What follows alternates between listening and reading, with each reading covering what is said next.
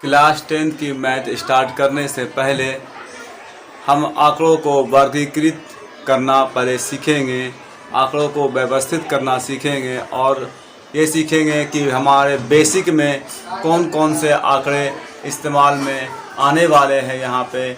और ये भी देखेंगे कि क्लास 10 का जो सिलेबस है मीन मीडियन मोड, तो मीन मीडियन मोड को सोल्व करते समय किस किस टाइप के क्वेश्चन आने वाले हैं। सबसे पहले हम उस टाइप पे देखते हैं आंकड़ा किसे कहते हैं। जब किसी विशेष परीक्षण के लिए किसी संख्या या जानकारी को एकत्रित किया जाता है जिसका समूहीकरण, वर्गीकरण तथा प्रस्तुतीकरण किया जाता हो, उसे आंकड़ा कहते हैं। तो सिंपली हम ये समझ सकते हैं किसी भी काम के लिए जो जानकारी हम इकट्ठा करते हैं उसे आंकड़ा कहते हैं। अब देखते हैं आंकड़े की कितने प्रकार हैं।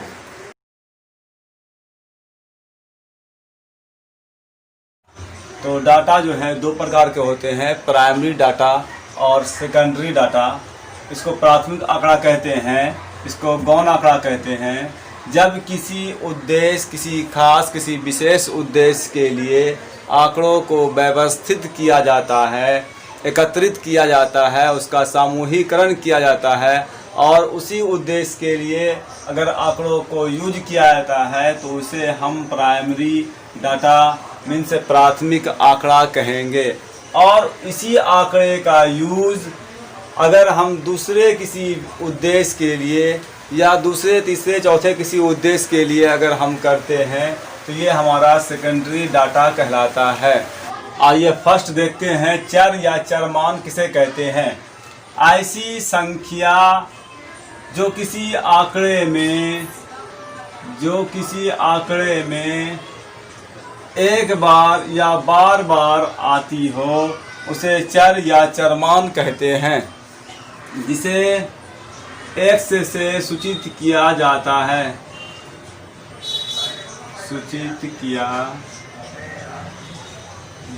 है। अब देखते हैं दूसरा बारंबारता मीन्स फ्रीक्वेंसी इसे कहते हैं। ऐसी चर या चरमान जो किसी आंकड़े में बार बार आता हो तो चर का बार बार दोहराना या आना बारंबारता कहलाता है, जिसे छोटी f से सूचित किया जाता है। आइए अब हम आते हैं सेंट्रल टेंडेंसी पर, केंद्रीय प्रवृत्ति की माप कहेंगे। इसके अंदर क्लास 10 के सिलेबस में मीन, मीडियन और मोड ज्ञात करेंगे। मीन इसको माध्य या समांतर माध्य या औसत कहेंगे। मीडियन माध्यिका या माध्यक कहेंगे।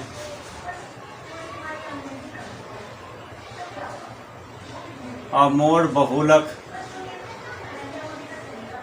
या भूयिष्ठ कहेंगे। आइए माध्य से पहले हम एक सीरीज देखते हैं। इसको आंकड़ों को 3 भागों में बांटा जाता है, वर्गीकृत किया जाता है।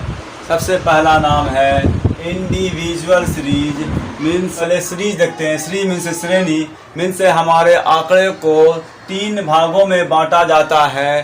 पहले भाग का नाम है इंडिविजुअल सीरीज, व्यक्तिगत श्रेणी।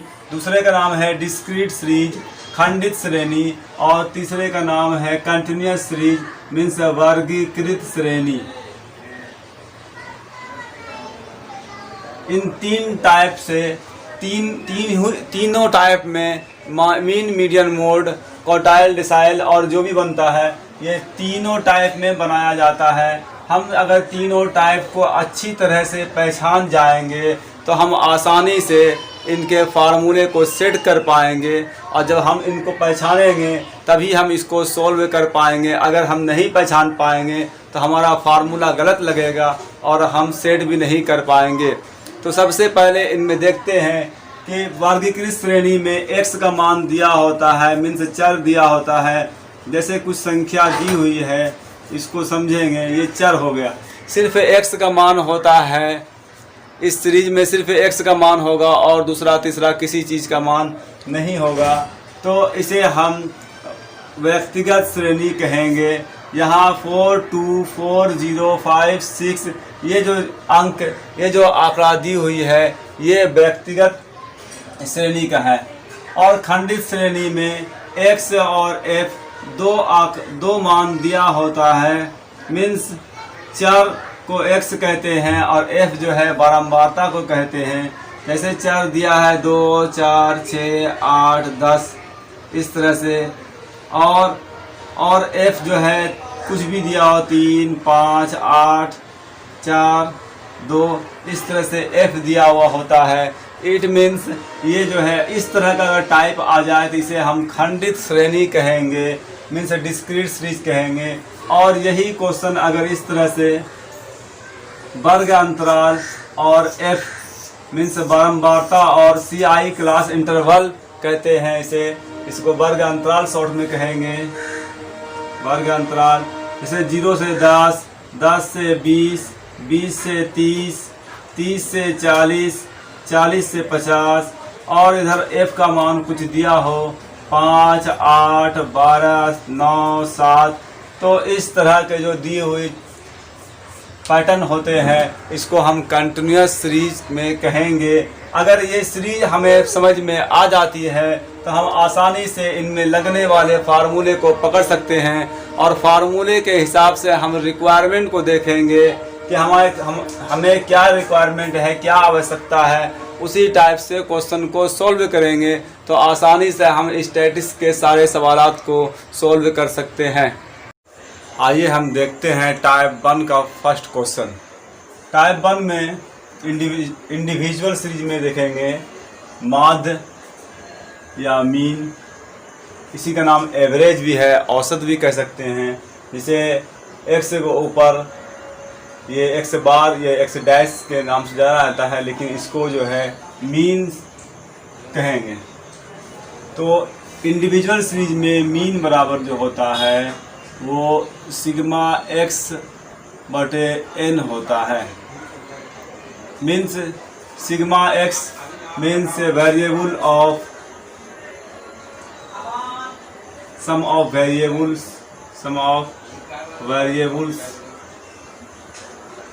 और n means number of variables.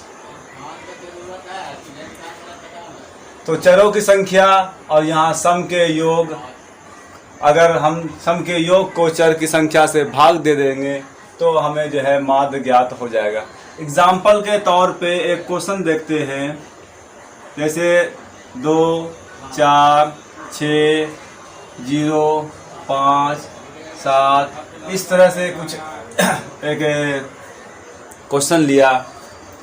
ये हमारा माध्य x कहलाता है। हम सबको जोड़ देंगे और मीन बराबर होगा हमारा 2 + 4 + 6 + 0 + 5 + 7 मीन्स 2 4 6 6 12 12 और यहाँ भी 12 5 17 17 और 7 24 हो जाता है।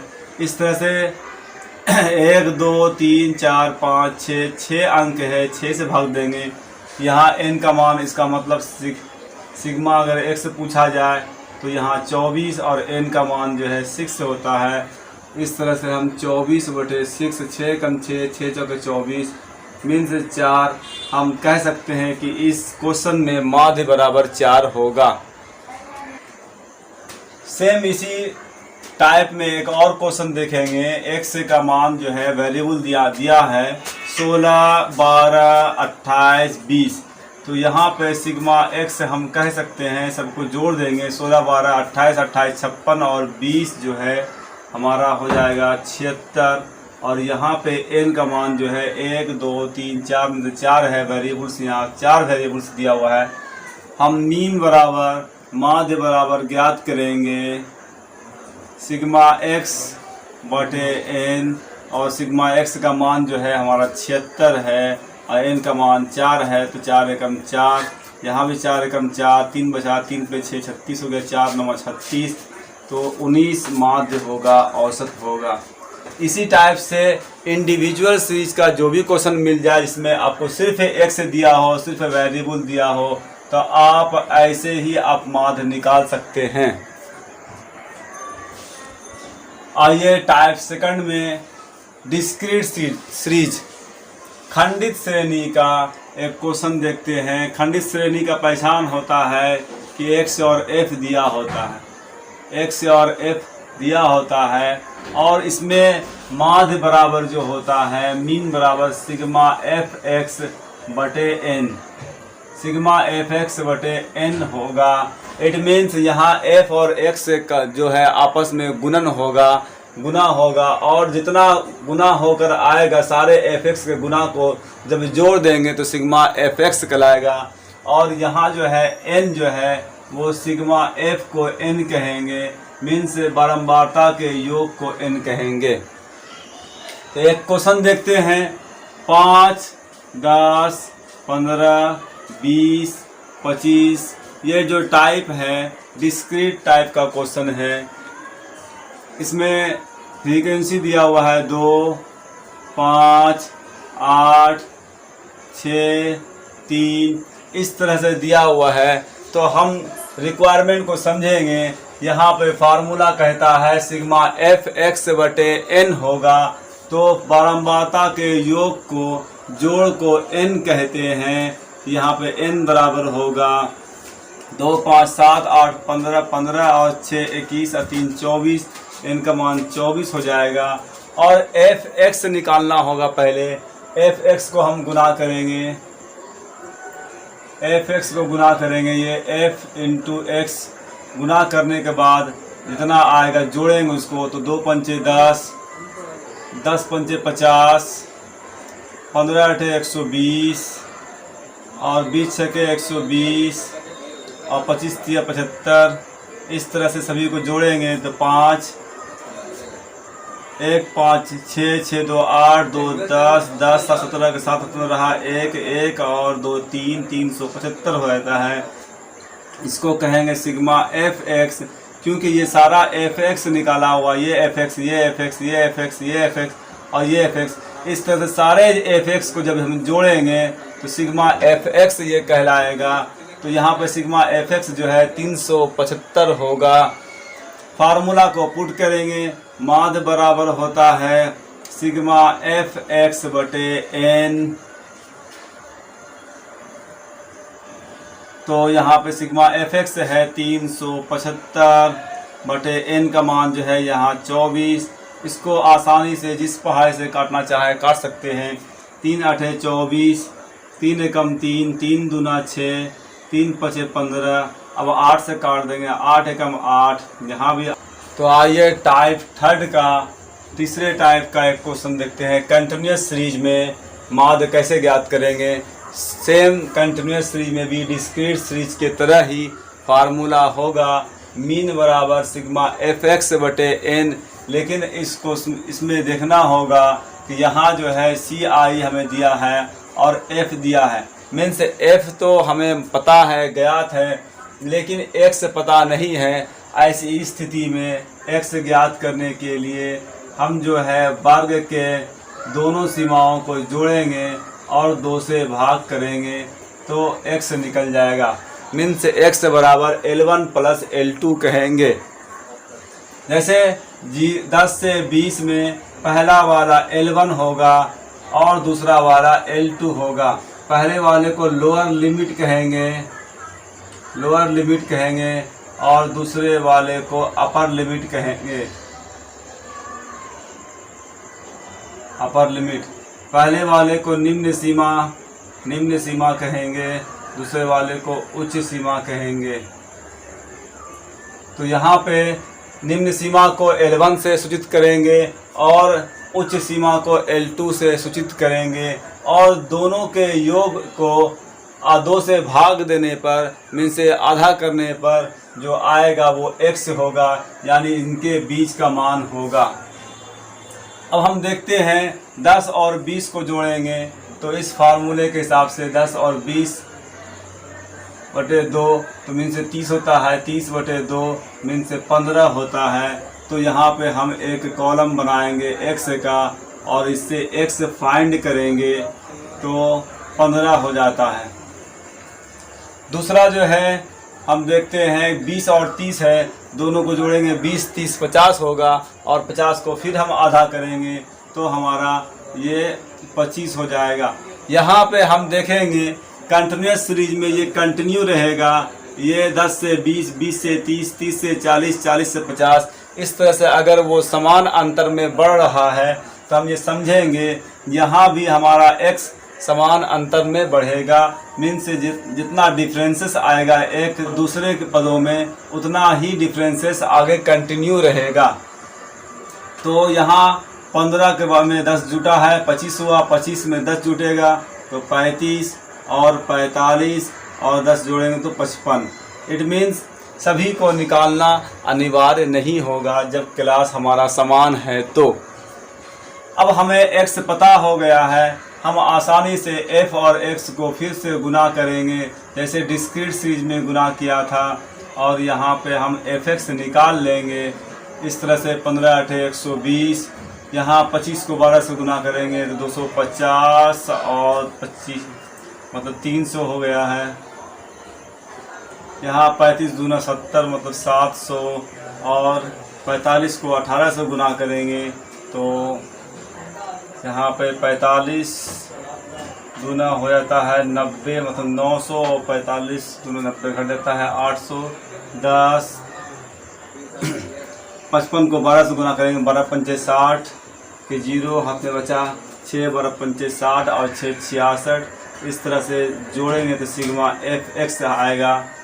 यहाँ 0 2 1 3 3 और 6 9 4 7 11 11 8 19 6 25 2590 हमारा सिग्मा fx होगा। अब हम मीन का फार्मूला यूज करेंगे। मीन बराबर होता है सिग्मा fx बटे n। यहाँ पे fx का मान 2590 दिया हुआ है और n का मान हम यहाँ जोड़ लेते हैं। सिग्मा f को n कहते हैं। 8 2 10 10 8 18 2 20 के 0 हाथ में बचा, 2 2 और 1 3 3 2 5 6 1 7 मीन से 70 n का मान होता है। यहाँ पे 0 0 कैंसिल करेंगे, 259 बटे 7 होगा। अब 7 से कटाएंगे, 7 से कम 7 7 तिया 21, 4 बचा 49 हो गया, 7 7 49, ये 37 हमारा माध्य होगा। इस टाइप से जितना भी क्वेश्चन आपको कंटिन्यूस सीरीज में मिले आप उसको बना लें, आपको पूरी तरह से माध्य आ जाएगा। चाहे वो टाइप 1 हो, टाइप 2 हो, टाइप 3 हो, सारे क्वेश्चन को आप बनाएंगे। प्रत्येक 10 क्वेश्चन अगर बना लेते हैं तो आपको मीन में कोई प्रॉब्लम नहीं होगा। अब आप माध्य को आसानी से ज्ञात कर सकते हैं। तो अंत तक देखें और लाइक शेयर सब्सक्राइब कर दें।